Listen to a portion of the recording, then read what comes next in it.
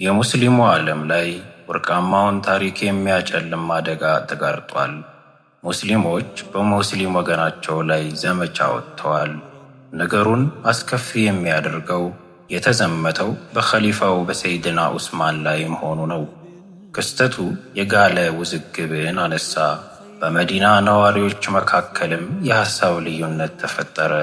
አንዳንድ ወገኖች የኸሊፋው ቤት መከበቡ በወታደራዊ መንገድ መቃወምና ጦር መምዘዙን በገሃድ አወገዙ። ከእነዚህም ውስጥ ሰይድና አሊ አንዱ ናቸው። ምንም እንኳን ግልጽ ስህተቶች ቢኖሩም ኸሊፋው ላይ ጦር ማንሳቱ ተገቢ አለመሆኑን መክረው ሰላም ለመፍጠር ሞክረዋል። ሌላኛው ወገን ደግሞ ለሁሉም ችግሮች መንስኤው የሰይድና ዑስማን ስህተት ነው፣ የተቃውሞ ሂደቱ ልክ ነው ሲል ተቀበለ። በዚህ መልክ ሁለት አይነት ምልከታዎች ተፈጠሩ። ምንም እንኳን ሰይድና አሊና መሰሎቻቸው የተቃውሞ ሂደት ከመንቀፍ አልፎ ለማስቆም ጥረት ቢያደርጉም ነገር ግን ሊሳካላቸው አልቻለም። ሰይድና ዑስማን ግን ሙስሊሞች በእሳቸው ሰበብ እርስ በርስ እንዳይዋጉ በመስጋት ችግሩን ለብቻቸው መጋፈጥን መርጠዋል። ከበባው ወደ እርምጃ ሳይሄድ ለጥቂት ቀናት ቆይቷል። ሰይድና ዑስማንና ባለቤታቸው ቤት ውስጥ ናቸው። ከቤት እንዳይወጡ፣ ከማንም ጋር ምንም አይነት ግንኙነት እንዳይኖራቸው ተደርገዋል። በበረሃው ምድር በሚፋጅ የውሃ ጥም ተሰቃዩ። በዚህ ጊዜ ሰይድና አሊ ውሃና መሰል ነገሮችን ለማቀበል ሲሞክሩ ነበር። ጥቂት ሰሃቦችና የሰሃባ ልጆች የኸሊፋውን ቤት መጠበቅ ተያያዙ። ሰይድና አሊና ሁለቱ ልጆቻቸው ሰይድና ሐሰንና ሰይድና ሁሴንን ጨምሮ አብደላህ ኢብኑ ዙበይር፣ ሙሐመድ ኢብኑ ጦልሃና ሌሎችም ይጠቀሳሉ። ሁሉም ሰሃቦች በየፊናቸው በተለያየ ጊዜ የተነሱ የህዝብ አቤቱታዎች እንዲደመጡ፣ ችግሮች በቶሎ እንዲቀረፉ፣ ማዕከላዊ መንግስት በብዙ መንገድ እንዲሻሻል ለማድረግ የበኩላቸውን ጥረዋል። ምንም እንኳን ስለ አስተዳደሩ ስጋት ቢኖራቸውም አመፁ በመጣ ጊዜ ደግሞ በቆራጥነት አውግዘዋል። ስርዓቱን ለማስጠበቅና የእርስ በርስ ጦርነትን ለማስወገድ የቻሉትን ለፍተዋል። ከአንሷርና ሙሃጅር ወገን የተውጣጡ ሽማግሌዎችም ውጥረቱን ለመቅረፍና የፖለቲካ ማስተካከያ እንዲኖር በማሳሰብ ቅኑ ምክራቸውን ሰንዝረዋል። ችግሮች በምክር በሹራ እንዲፈቱ፣ መዲና ላይ መረጋጋት እንዲሰፍን፣ በሙስሊሞች መካከል ደግሞ የእርስ በርስ ግጭት እንዳይፈጠር ለመከላከል ያላሰለሰ ጥረት ተደርጎ ነበር። ከአማጽያን ጋር ለመደራደርና ለማረጋጋት የሞከሩ ቢሆንም ሽምግልናው ግን ሊሳካ አልቻለም። በገዢዎች ላይ የተሰነዘረው ክስ ተሰሚነት ማጣቱ የህዝቡን እምነት ሸርሽሮታል። አማጽያኑ የተጠናና ብርቱ አደረጃጀትን መስርተዋል። በዋናነት ደግሞ በተደጋጋሚ የገጠሟቸው ከባባድ ምክንያቶች ቁርጠኛ አቋም እንዲይዙ አድርጓቸዋል።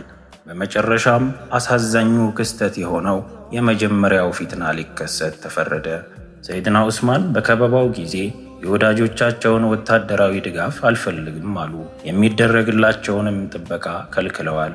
የተለያዩ ክልላዊ የጦር ኃይሎች ቢኖሩም ከነርሱ እርዳታ ማግኘትን ግን አልፈለጉም ነበር። አማጽያን ላይ ምንም አይነት ጥቃት እንዳይሰነዝሩ በማሰብ ለደጋፊዎቻቸው ጥብቅ ትዕዛዝ ሰጥተዋል። ለዚህ ቆራጥ ውሳኔ ያበቃቸው በእኔ የመጣ የሙስሊሙ ደም አይፈስም፣ በተለይም የነቢዩ ሰለላሁ ዐለይሂ ወሰለም መስጂድ ባለበት መዲና ቀዬ ኡማው በፍጹም እርስ በርስ መጋደል የለበትም የሚል ልባዊ አቋማቸው ነበር። ለዘመናት የተፈራው አደጋ እውን የሚሆንበት ሰዓት ደረሰ። የመዲና መንደር በከፍተኛ ስጋት ውስጥ ወደቀች። አካባቢው ዙሪያ ገቡ አድባር ምድሩ በሞላ በፍርሃት ተሸብሯል። በመጨረሻው ቀን ሰይድና ዑስማን ከባለቤታቸው ጋር ጎጇቸው ውስጥ ነበሩ። ምንም አይነት ሰውኛ እርዳታን አልሻም ብለው አላህን አጥብቀው በመማፀን ተጠምደዋል።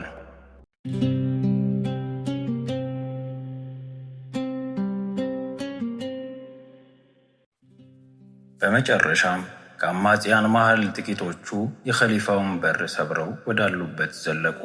ከዚያም የሙስሊሙ ዓለምን ብርሃናማ የታሪክ ጉዞ ላይ ጥቁር ጥላ ያጠላውን ዘመን የሚሻገር ቁስል ያስከተለውን ሰይፍ የሰይድና ዑስማን ሰውነት ላይ ያሳረፉ። ታላቁ ሶሃባ የነቢዩ ሰለላሁ ዐለይሂ ወሰለም የቅርብ ረዳት ዙኑረይን ዑስማን በ82 ዓመታቸው በሙስሊም ወገኖቻቸው ሰይፍ ጭካኔ በተሞላበት መንገድ ተገደሉ። ደማቸው ሲቀሩት የነበረው ቁርአን ገጾች ላይ ፈሰሰ። እጅግ በጣም ለስላሳው የተረጋጉት በሻሻው ኸሊፋ ሰይድና ዑስማን በ35ኛው ዓመተ ሂጅራ በጾመኛ አንጀታቸው ይህችን ዓለም ተሰናበቱ። የኸሊፋው ግድያ በእስልምና ታሪክ መራር ሐዘን፣ አስደንጋጭ ፊትና ሆኖ ተመዘገበ። ለመጀመሪያ ጊዜ የሙስሊም ደም በሙስሊሞች ሰይፍ ፈሰሰ። የመዲና መሬት ላይ አስፈሪ ጨለማ ተዘራ። ጎዳናዎቿ ላይ አስጨናቂ ንፋስ ተዘዋወረ። በአንድ ወቅት የሙስሊሙ ዓለም የአንድነት ማዕከል የነበረችው ከተማ በድንገት መሪ አልባ ሆና ስትዋትል ተገኘች። ሕዝቡ የግድያው ዜና ሲደርሰው በድንጋጤ ራደ። ከተማዋን የወረረው አለመረጋጋት የሰይድና ዑስማን የቀብር ሥነ ሥርዓት ክብራቸውን በሚመጥን መልኩ ሊፈጸም እንኳን አስቸጋሪ አደረገው።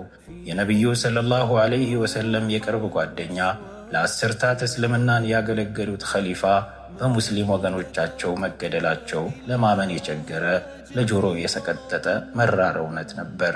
መዲናም ሆነ ኡማው ላይ ፍርሃት ነግሷል። ከግብፅ ከኩፋና ከበስራ የመጡ የታጠቁ ኃይሎች አሁንም በከተማው ውስጥ ነበሩ። እናም ምንም ሰው ቀጥሎ ምን እንደሚከሰት አያውቅም ነበር። ብዙዎች ውጭ ላይ እየበረታ የመጣውን ውጥረት በመሸሽ ቤታቸው ውስጥ ቀሩ። መሪዎቹ ሰሃቦች በሐዘንና በጭንቀት ተዋጡ። ወዲያውኑም ታዲያ ዋነኛ ትኩረታቸውን ፖለቲካ ሂደቱ ላይ ሳይሆን ተጨማሪ ደም መፋሰስን መከላከልና ማህበረሰቡን ከእልቂት መጠበቅ ላይ አደረጉ። ሙሉ ድባቡ በሐዘን በግራ መጋባትና በጥርጣሬ የተሞላ ሆነ። መዲናውያን በኸሊፋው ሞት እንዳዘኑ ስለተመናመነው የወደፊት ዕጣ ፈንታቸው በማጤን እየተከዙ፣ መዲናም በድባቴ ታስራ ለብዙ ቀናት መስቀለኛ መንገድ ላይ ቆማ ቀረች። ከዚህ በኋላ የእስልምና ታሪክ ጨለማማና ፈታኝ ወደሆነ ምዕራፍ ተሸጋገረ። ግድያው ብዙዎችን ቢያስቆጣም ነገር ግን ወዲያውኑ በዳዮችን የሚቀጡበት ምንም አይነት መንገድ አልነበረም። ማዕከላዊ መንግስት ሳይደራጅ በውዝግብና በፍርሃት ቀናቶች ታለፉ። ኡማው ያለ መሪ ቀረ። ይሄ ጊዜ ለአማጺዎቹም ጭምር ፈተና ሆኖ ነበር። ኸሊፋውን ቢያስወግዱም እንኳን አሁንም የተረጋጋ መንግስት ያስፈልጋቸዋል። መሪ ከሌለ ግዛቱ ይፈራርሳል። በሌላ በኩል በየክልሉ ያሉ የጦር ኃይሎች ወደ መዲና ሊዘምቱ ይችላሉ። ከዘመቱ አመፀኞቹ የበቀል ኢላማ መደረጋቸው አይቀርም። ይህና ሌሎች ምክንያቶች በፍጥነት አዲስ የመንግስት መዋቅር እንዲገነባ ጫና ፈጥረዋል። ከዚህ በፊት የነበሩት ኸሊፋዎች ከማለፋቸው በፊት ተተኪ እየመረጡ ነበር፣ አሊያም ደግሞ በምክር ቤት አባላት ምርጫ እየተሾመ ነበር የተኖረው። አሁን ግን የኸሊፋው ድንገተኛ ሞት ሁለቱም ስርዓቶች እንዳይኖሩ አድርጓል። ለምላሽ የቸገሩ ውስብስብና ፈታኝ ግን ደግሞ ጠንካራ ፖለቲካዊ መነሻ ያላቸው ጥያቄዎች ከየአቅጣጫው እየተሰነዘሩ ነው። ለሰይድና ዑስማን ሞት ተጠያቂው ማን ነው? ፍትህ እንዴት ይስፈን? የተተኪ ኸሊፋ ምርጫው እንዴት ይከናወናል? አመራሩስ እንዴት መቀጠል አለበት? የሚሉ ማዕከላዊ ሐሳቦች በርክተዋል። በመሃል የነበሩ ቀናት በርካታ ችግሮችን ወለዱ። የጎሳና የወገንተኝነት አስተሳሰብ፣ ለበላይነት የመፎካከር አባዜ ዳግም ተቀሰቀሰ። በመሪዎች ላይ ስለሚደረግ ተቃውሞ ተገቢነት እና ደግሞ ስላካሄዱ ሰፊ ጥያቄዎች ተሰነዘሩ። እነሱም የጎላ ልዩነቶችን ከማስከተላቸው ባሻገር የኋላ ኋላ ለሚፈጠሩ ቁርሾዎች ዋነኛ መንስኤ ሆነዋል። ቀጣይ ተተኪው ማን ይሆን? እንዴትስ ይመረጥ? የሚለው ሂደት በርካታ ውዝግቦችን እያስተናገደ ቀናቶች አለፉ።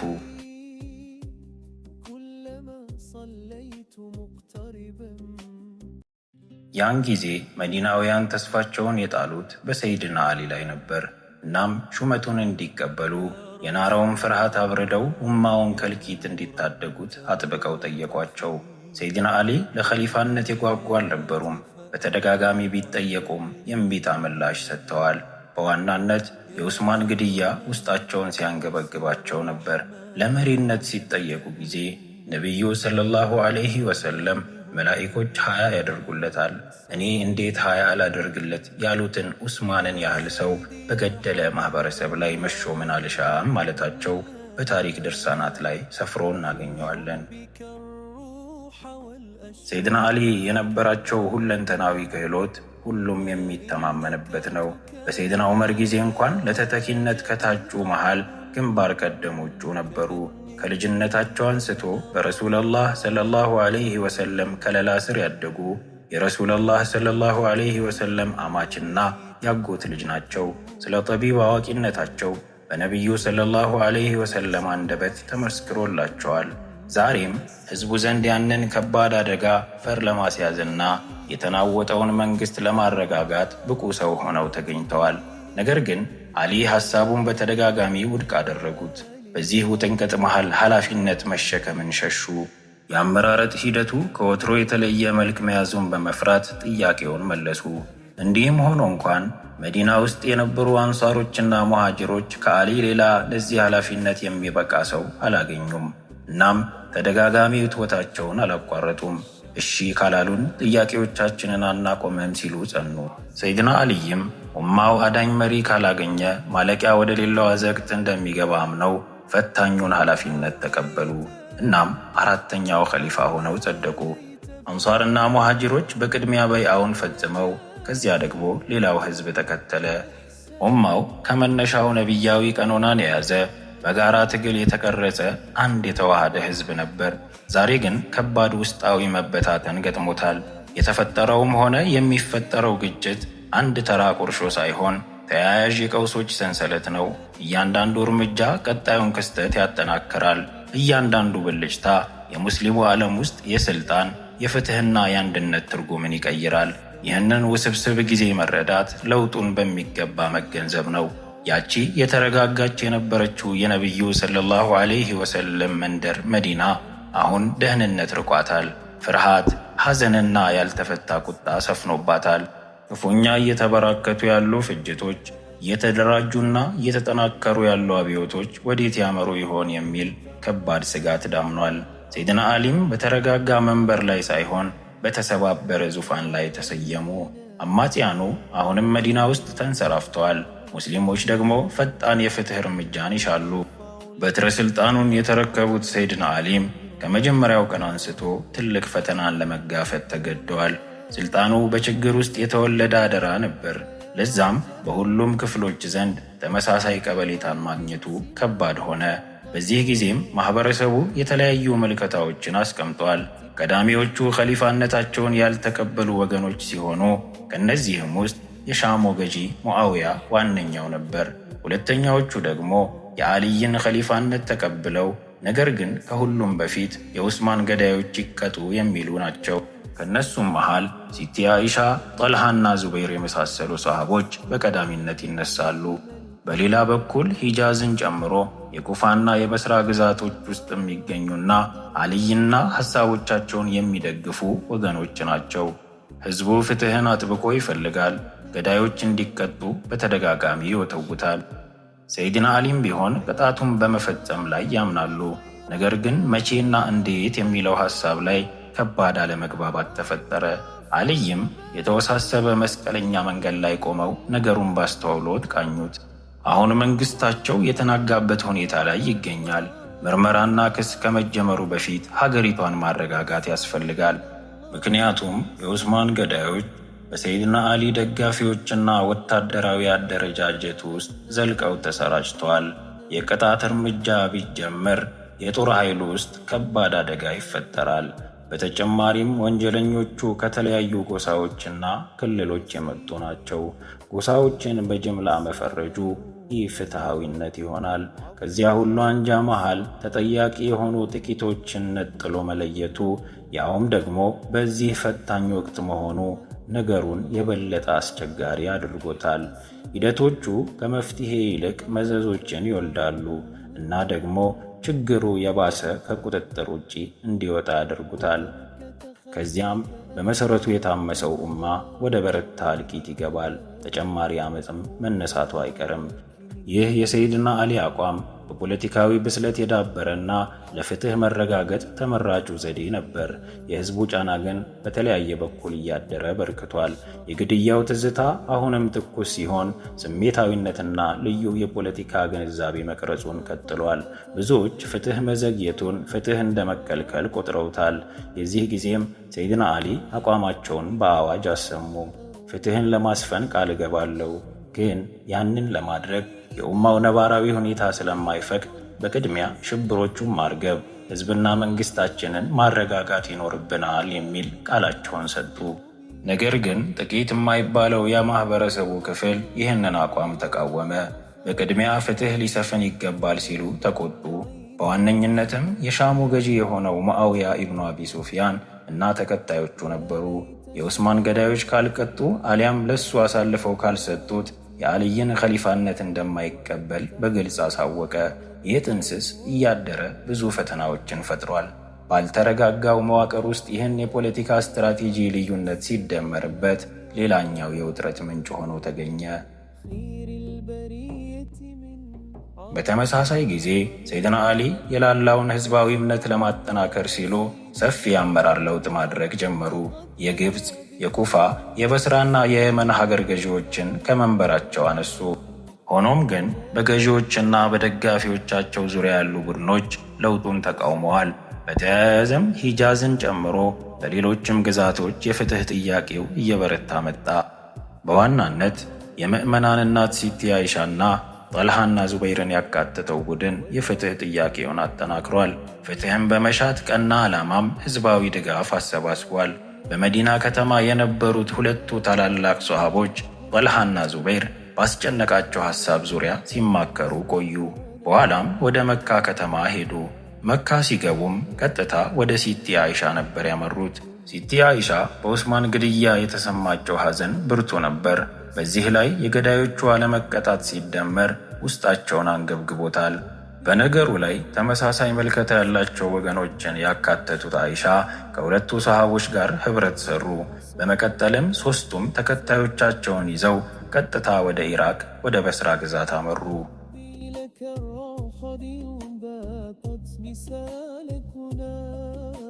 የዚህ ስብስብ ዋነኛ ዓላማ አሊ በአፋጣኝ የኡስማን ገዳዮችን እንዲቀጡ ለማድረግ ጠንካራ ግፊት መፍጠር ነው እንጂ ምንም አይነት ግጭት የመፍጠር ዓላማ አልነበረውም። ይህ እንቅስቃሴ በተለያዩ ቡድኖች ዘንድ በተሳሳተ መንገድ ሲወሰድ ይስተዋላል። ሊታወቅ የሚገባው መሰረታዊ ነገር ሦስቱም ሰሃቦች ወደ ተከታዮቻቸው የአልይ ኸሊፋነትን በግልጽ መቀበላቸው ነው። በይአ ወይም ደግሞ ቃል ኪዳንን በገሃድ እንደፈጸሙ የሚታመን ነው። እናም ጥያቄያቸው በአልይ ኸሊፋነት ላይ ሳይሆን በኡስማን ደም ላይ ብቻ ነው። ወደ በስራ ሲጓዙም ድጋፍ ለማሰባሰብ ፍትህን ፍለጋ ብቻ ነበር። ይህንን ዜና የሰሙት ሰይድና አሊም ክፍተትን ለመቅረፍና ሰላም ለመፍጠር በማሰብ ከኩፋ ወደ በስራ ተንቀሳቀሱ። ሁለቱም ወገኖች በበስራ አቅራቢያ ከምትገኘው ስፍራ ላይ ተገናኙ። ከዚያም ፍጹም ሰላማዊ በሆነ መንገድ ውይይት ለማድረግ ሞከሩ። ዙበይርና ጦልሃ ቀርበው ከሰይድና አሊ ጋር እርቅ ስለማውረድ ተመካከሩ። የደም መፋሰስ እንዳይኖር ስለመጠንቀቅ ተወያይተዋል። ነገሩ በዚሁ ከቀጠለ ፍጹም ሰላም እንደሚሰፍን በሙሉ ልብ የሚጠበቅ ነበር። በዚሁ በተቃና አኳኋን የቀኑ ክፍለ ጊዜ አበቃ። ሲመሽ ሁለቱም ወገኖች ወደ ማረፊያቸው ገቡ። ያቺ ምሽት ስታልፍ ስምምነት እንደሚኖር በጉጉት የሚጠበቅ ነበር። ከመጨረሻው ስምምነት በፊት በነበረችው በዚያች ምሽት ግን ያልታሰበ አደጋ ተፈጠረ። በአልይ ሰራዊት መሃል የተደበቁ ስውር ሴረኛ አንጃዎች ነበሩ። እነኛ አማጽያን ፈጅር ሊደርስ ጥቂት ደቂቃዎች ሲቀሩት በደቦ ተነስተው የጦልሃና የዙበይር ቡድኖች ላይ ከፍተኛ ውጊያ ከፈቱ። የሰላም እንቅልፉ ላይ የነበረው ሕዝብ በሰይፍና በቀስት ውርጅብኝ ከመኝታው ነቃ። ድንገተኛ ግን ደግሞ እጅግ አሳዛኝ ትርምስ ተፈጠረ። ሳይታለም የተሰነዘረው ጥቃት ሁለቱም ቡድኖች ላይ የመከዳት ስሜትን ፈጥሯል። በኋላም ባልታሰበ መንገድ ውጊያው ተጀመረ። ሴራውን የጠነሰሱት አማጽያን በሰራዊቱ ውስጥ የተደበቁ የኡስማን ገዳዮች እንደሆኑ ይታመናል። እነርሱ በሁለቱም ወገኖች መሃል ሰላም እንዲሰፍን አይሹም። ምክንያቱም ግዛቱ ከተረጋጋ በጥፋታቸው እንደሚቀጡ ያውቁታል። ያልተጠበቀ ስውር ጥቃትን አድርሰው ሁለቱ ወገኖች እርስ በርስ እንዲገዳደሉ አደረጓቸው። ነገር ዓለሙ ሁሉ ድብልቅልቁ ወጣ። ኸሊፋው አልይም ሆነ አይሻ፣ ጣልሃ ወይም ዙበይር ይህንን ጦርነት በፍጹም አላሰቡም ነበር። በድብቅ አማጽያን ሴራ የመጣ ግን ከባድ እልቂት ተፈጸመ። ጦርነቱ እጅግ ዘግናኝና የሁለቱንም ወገን ልብ የሚያደማ ነበር። በሙስሊሙ ዓለም ታሪክ ቅስም ሰባሪና የማይፈቱ ችግሮችን ያስከተለም ሆኗል። በአምልኮ ሥርዓት አንድ የሆኑ የላኢላሃ ኢላላህ ገመድ ያስተሳሰራቸው ወንድማማቾች አንዱ ሌላው ላይ ሰይፉን ሰንዝሮ እርስ በርስ ተገዳደሉ። የጦርነቱ ጥንካሬ ሲቲ አይሻ ባሉበት በኩል የጋለ ነበር። ቢሆንም ከጎናቸው የነበሩ ተዋጊዎች በጥንካሬ ተከላከሉላቸው። በጦርነቱ ወቅት ሲቲ አይሻ የተቀመጡበት ግመል የውጊያው ማዕከላዊ ቦታ ነበር። በዚህም ምክንያት ጦርነቱ የግመል ጦርነት በመባል ይታወቃል። በሂጅራው አቆጣጠር 36ኛው ዓመት ላይ በሙስሊሞች መካከል የመጀመሪያ የሆነው አሳዛኙ የእርስ በርስ ጦርነት ተካሄደ። ያኔ በተቃራኒ ወገን የቆሙት ብዙዎቹ በአንድ ወቅት ከነቢዩ ሰለላሁ ዐለይሂ ወሰለም ጀርባ አብረው የሰገዱ ናቸው። ከጎናቸው ተሰልፈው ለኢስላም ተዋግተዋል። ለዓመታት መስዋዕትነትን የተጋሩ ጓዶች አሁን በተቃራኒ ጽንፍ ላይ ሊገዳደሉ ቆመዋል። ሁሉም ወታደሮች በልባቸው ውስጥ ጥላቻ ሳይሆን እንባ እያቀረሩ ነበር ሜዳ ላይ የተገኙት። ጦርነቱ ሲያልቅ የድል ወይም የአሸናፊነት ደስታ አልነበረም። የማይታከም ቁስል፣ መራር ሐዘን ነበር የሰፈነው። ቤተሰቦች አዝነዋል፣ ጓደኝነት ተሰብሯል። ከዚያ በላይ አሳማሚው ደግሞ የሁለቱ ታላላቅ ሷሃቦች ሞት ሆነ።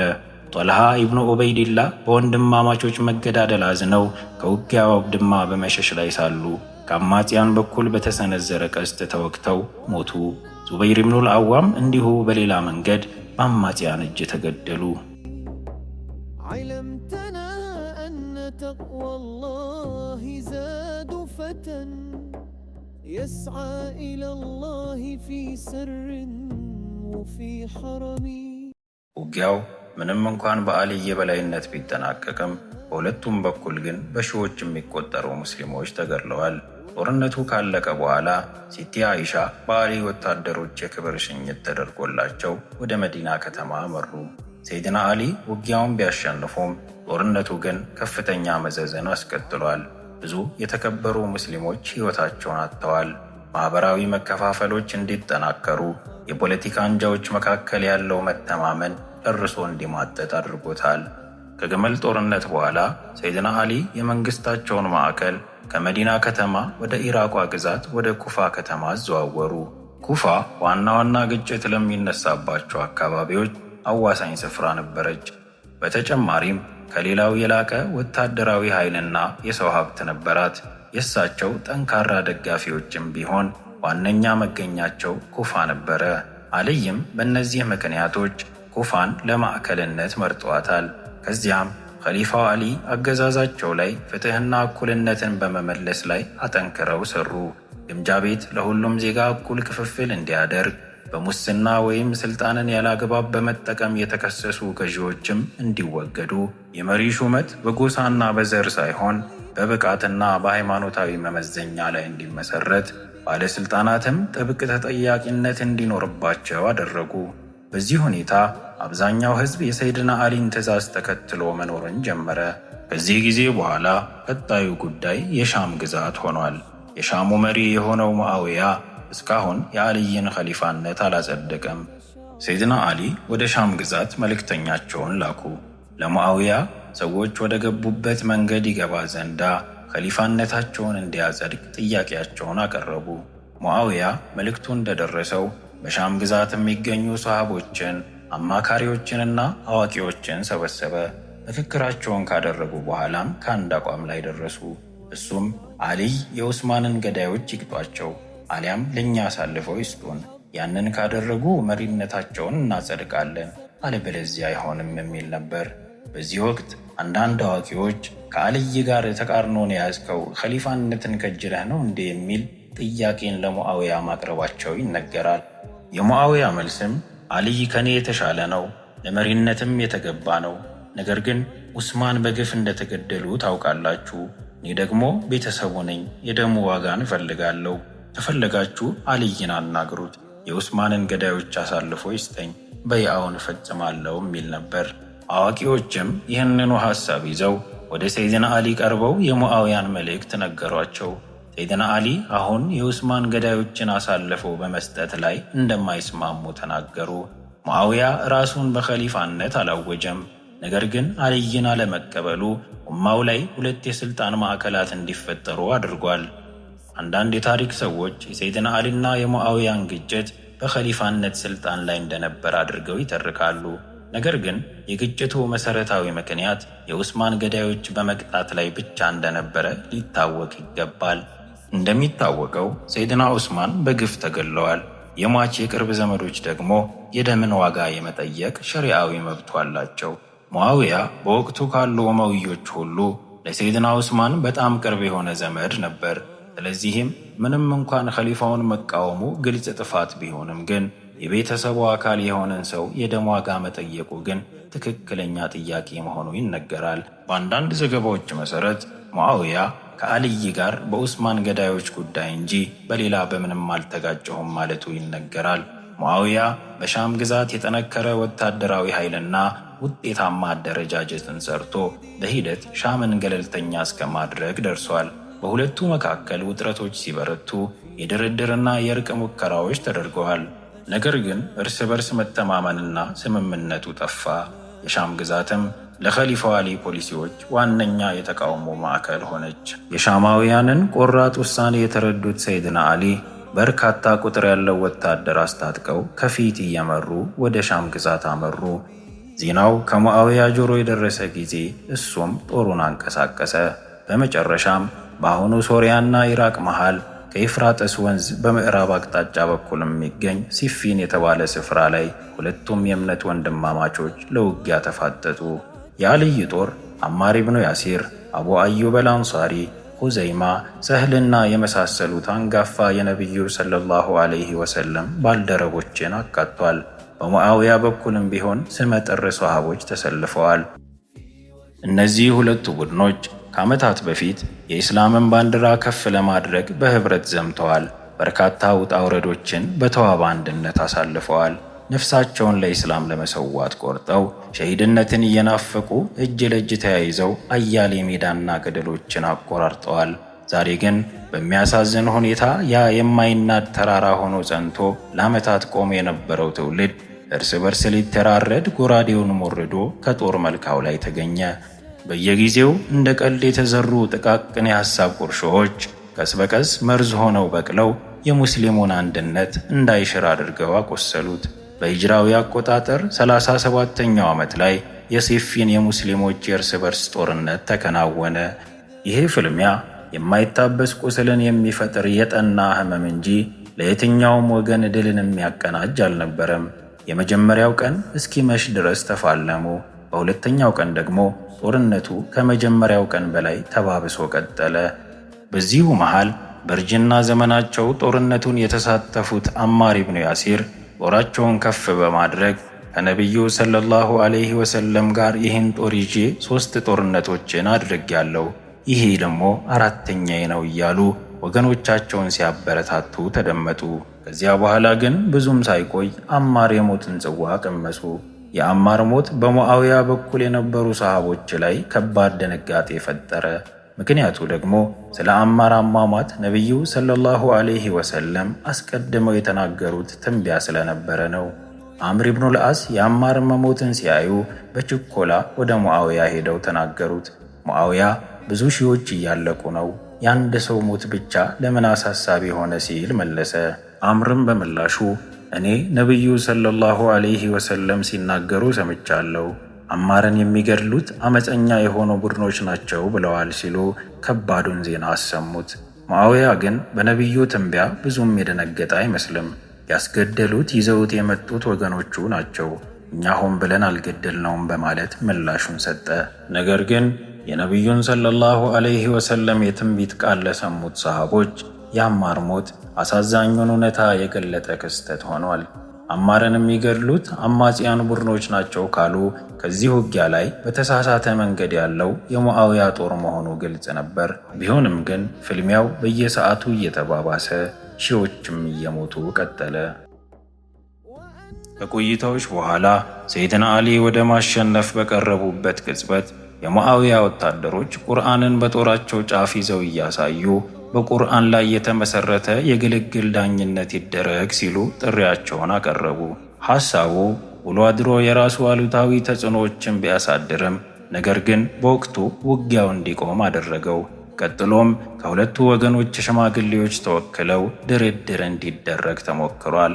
ነገር ግን የግልግል ዳኝነት ሂደቱ በራሱ ሌላ የመከፋፈል ምንጭ ሊሆን ችሏል። በሰይድና አሊ ሰራዊት ውስጥ የተሸሸጉ ከፊል ቡድኖች ፍርድ የአላህ ብቻ ነው በማለት በሰዎች ምክክር የሚደረግ የዳኝነት ሥርዓትን አጥብቀው አወገዙ። በዚህም ሰበብ የግልግል ዳኝነት ሂደቱ ግልጽ የሆነ መፍትሔ ማምጣት እንዳይችል አደረገው። አዲሱ ተቃርኖ የአልይን ወገን ውስጣዊ አንድነትን የበለጠ ያዳከመ ሆነ። እነዚህ ጽንፍ የረገጡ አንጃዎች ሁሉንም ተቃውመው ሐሩር ወደ ተባለች ግዛት ተሰደዱ። በዚህም ምክንያት ነበር ሐሩርያ የሚል መጠሪያ የተሰጣቸው። አልይንና ሙአዊያን ጨምሮ የሽምግልና ሥርዓቱን የተቀበለውን ዘማች በጠቅላላ በክህደት ፈረጁ። ከጊዜ በኋላ እነዚህ አንጃዎች ኸዋሪጅ በሚለው መጠሪያቸው ታወቁ። ሲፊን ላይ የተከናወነው አሳዛኙ የእርስ በርስ ግድያ ሳያንስ ጦርነቱ አዲስ አንጃን አፈራ። ለኡማው ደግሞ ከባድ የፈተና መስኮትን ከፈተ። የሁለቱ መሪዎች ክፍፍል የበለጠ ስር ሰደደ። ከዚያ በኋላ የየራሳቸው ክልል ይዘው ማስተዳደርን ቀጠሉ። ሙአዊያ ሻምን አጠናክሮ ቀስ በቀስ ደግሞ ተጽዕኖውን ወደ ግብፅና ወደ ሌሎች ክልሎች አንሰራፋ። ኸዋሪጆች ደግሞ የአልይ አዲስ ጠላቶች ሆነዋል። እሳቸው በእነሱ ላይ ቀጥታ ጦርነትን አላወጁባቸውም። ባይሆን ግን በተለያዩ መንገዶች ስህተቶቻቸውን ለማረም ሞክረዋል። አብደላህ ኢብኑ አባስን የመሰሉ ሰሃቦችን አቅርበው በሚያነሷቸው ሐሳቦች ላይ ምሁራዊ ውይይት እንዲከናወን አደረጉ። በዚህም ሰበብ ጥቂት የጽንፉ አባላት ከስህተታቸው እንደታረሙም ይነገራል። በአክራሪነታቸው የጸኑት ቀሪዎቹ አባላቶች ደግሞ በጊዜ ሂደት እየተደራጁ ሙስሊሙ ላይ አደገኛ መርዝ መርጨትን ያዙ። ሰይድና አሊ ኸዋሪጆች መስጊዶችን እንዲገለገሉ፣ እንደ ሌላው ሕዝብ ከግምጃ ቤት ድርሻቸውን እንዲያገኙ፣ ዘመቻ ካልወጡ በቀር እንዳይዘመትባቸው ደንግገው በሰላም መኖርን ሞክረው ነበረ። እነሱ ግን ሥርዓቱን ለመከተል አልፈቀዱም። ኸሊፋውን በግልጽ ከመቃወም አልፈው ሰላማዊ ዜጎች ላይ ተደጋጋሚ ጥቃት አደረሱ።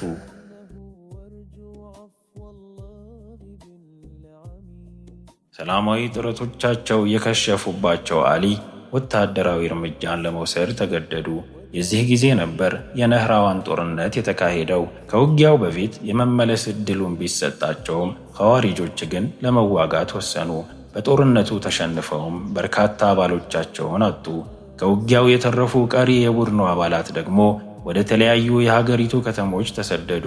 በድብቅ የበቀል ሴራቸውን መጠንሰስ ጀመሩ። አብዱራህማን ኢብኑ ሙልጀም ለተባለው አባላቸው ግን አንድ ወሳኝና የተለየ ተልዕኮ ተሰጠው። እርሱም ተልዕኮውን ፈጸመ። በ40ኛ ዓመተ ሂጅራ በወርሃ ረመዳን የኩፋ ከተማ ላይ ሰይድና አሊ ወደ መስጂድ በሚገቡበት ወቅት ጠብቆ በመርዝ የተለወሰ ሰይፉ ጭንቅላታቸው ላይ ያሳረፈው። ሰይድና አሊ ያንን አሳማሚ መርዝን ለመቋቋም 2 ቀናቶች አጣጣሩ። ነገር ግን መቋቋሙን አልቻሉም። ታላቁ ሃይደር በኸይበር ሜዳ 900 ሰዎች የማይሸከሙትን በር የተሸከሙት አሊ የዚህን መርዝ ጦስ ግን መቋቋም ተሳናቸው። በ63 ዓመታቸው የኩፋ ከተማ ላይ ሕይወታቸው አለፈች።